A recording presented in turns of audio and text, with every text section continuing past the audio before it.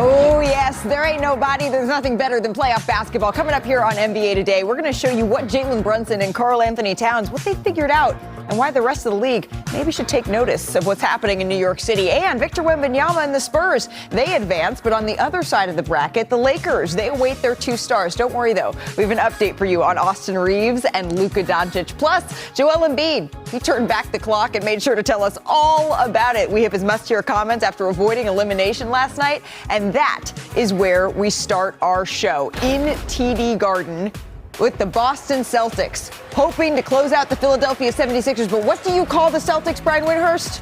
The extenders? They certainly have been for the last decade. They live by the 3, they die by the 3. And Iman, early on, they made a couple. They did. They got cooking early, but did this level off after a couple of quarters. So they were up by 7 at the half here, Perk. Going ahead to the third quarter, though. About 6 minutes left here. The Sixers down 3. Joel Embiid. And all of a sudden, you got a heavy dose of him. Anytime you see him sealing and then going off the vert and snatching the screws out the rim is always a bright sign for all the Philadelphia 76ers fans. Maxey for the deep 3 there. The Sixers keeping it close. Final seconds of the third. Had a great floor game. Maxey coming off the screen. Great 2-man game at that. So the Sixers down 1 at the end of the Playoff P. George knocks it down. Playoff P. Well, in the good sense in this case. Tatum pulls up from 3 and just completely. I don't know. Completely misses Did somebody open a window or a door? Yeah, one of our producers just petty for putting that in the highlight there.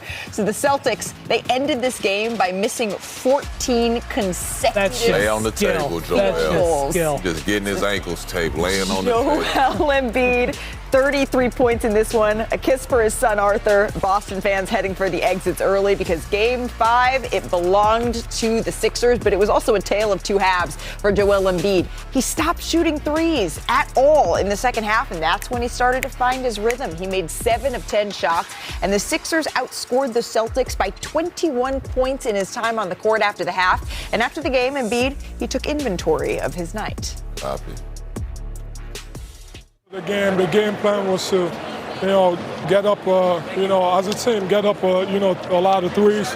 So I kind of got sucked into that game plan, and then obviously when you miss a couple one, you got to adjust, and I just started going inside and, find some luck. I was proud of him tonight, man. That's the dominance that you go into a playoff game with, and he did that.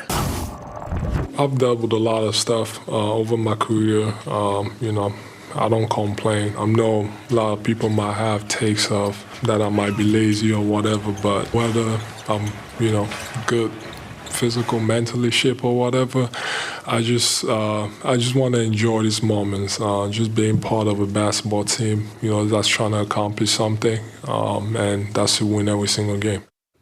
Well, Joel Embiid, he said he needed a game to feel like himself again, and certainly, Brian, he looked like that last night. I understand why they need to shoot threes against Boston. I understand that was the game plan, but you can get 3-pointers by using Joel Embiid, and that's what happened in the second half when he couldn't make any in the first half. And he went old school basketball and went back in there like he was, Wilt Chamberlain going up against Bill Russell back in the day. Look at the difference between the first half. And I honestly think that is misleading because he was shooting way farther from 16 feet. And once he got in there, guys, and was hitting those inside shots, it opened up those outside shots. One thing that happened in this game, despite all those interior baskets he made, the Sixers took more threes. They, of course, made more, but they even took more than Boston. That's the first time that's happened in this series. And if they want to win another game, they need to go back to this and generate their 3-pointers inside out.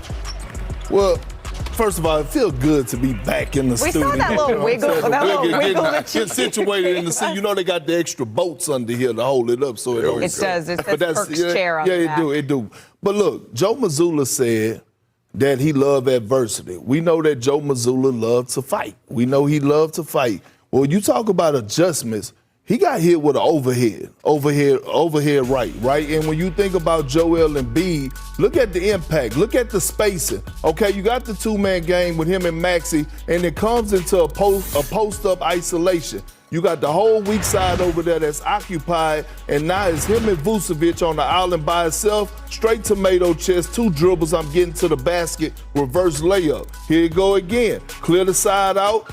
some misdirection on the weak side. This is not enough, Sam Hauser. Look at this footwork. Look at the shift of the shoulders, the wiggle right there. Look, Jordan-esque to the turnaround fadeaway. So when you talk about in-game adjustments, right, game-to-game adjustments, what is Joe Mazzulla going to do at this point? Because you come into this series, the whole game plan was, how am I going to stop Maxey? How am I going to stop Paul George? VJ Edgecombe, and now all of a sudden you got Embiid to deal with. But I think that the biggest thing we saw was Tyrese Maxey went out there and controlled that. Like before in the previous games, it was just like anybody could shoot it. We don't care what's happening. We just trying to figure out offense. It seemed like he understood, hey, I'm going to have a better floor game. I'm going to be very conscious of when we need a bucket, who gets the ball, where do they get the ball, and how can I let them be successful. I thought he did a great job. He kept the turnovers down. He didn't shoot it great from three, but he went out there and took shots that he was supposed to take. He monitored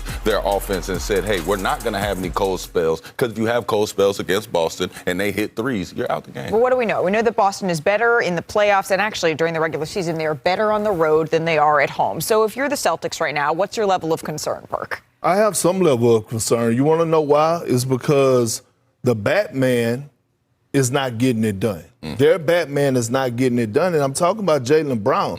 Jason Tatum hasn't been in his way. Jason Tatum actually played a solid game last night, but you also watch the Celtics are trusting Jaylen Brown, and rightfully so, to go isolation when the three-point shot is not falling. When Paul George and Kelly Oubre is guarding Jaylen Brown, he's 2 for 10. He was 2 for 10 last night. So he got to find a way to get it going. Because, again, they're going to live by the three, die by the three. But that in between, when you need those crucial buckets, they got to find a way to at least get a mismatch where they search out Tyrese Maxey or VJ Edgecombe to get those bigger wings off of Jaylen Brown so he could go to work and get his separation at that free throw line area. Well, the Celtics have played this way for years. They won a championship playing this way. They're not going to change. But one thing I am a little worried about is Derek White. Derek White had the worst three-point shooting season, I think, of his career since he was a rookie. He's 7 of 33 in this series from three-point range. And, guys, when I watch him, it looks like he might be losing confidence a little bit, like he's not even looking for his shot. So they're going to need Derek White to have a game or two from three. Well, if some way, somehow, this thing goes 7 and back. Good stuff. I like her a lot. Okay, back to the NBA, where we've got 2 pivotal Game 5s tonight. The 1-seed Pistons down 3-1 face a must-win against the Magic. The Raptors and Cavaliers tied at 2 games apiece. We got both games covered. Reporters Ohm Young-Masuk and Jamal Collier are in Detroit and Cleveland. Ohm, let's start with you. What are the Pistons saying about the pressure facing them as the 1-seed in a must-win situation? Jay, it's hard to believe that tonight could be the last time we hear the legendary John Mason say, Detroit basketball. This team, their season's on life support, but they're not acting like it. They still have the confidence of a 60-win team.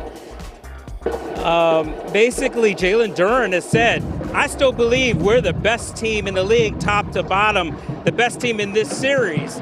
They just need to stop shooting themselves in the foot and digging a hole.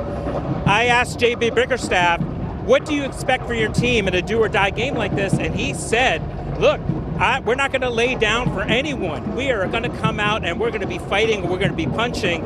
And Duncan Robinson told reporters at shoot-around this morning that he thinks the team is laser-focused. He likes them. He thinks they're in a right headspace. Now, there's a significant development on the Orlando Magic side. Franz Wagner did not participate in shoot-around with a strained right calf. I saw him walk out. He did not look like a guy that was going to play tonight, possibly anytime soon if this season gets extended. His status is going to be uncertain moving forward. And again, I don't think he's playing tonight based on the fact that he did not go and shoot around and, again, walked out of the arena not looking like a guy that's going to be able to play tonight and possibly anytime soon in this series.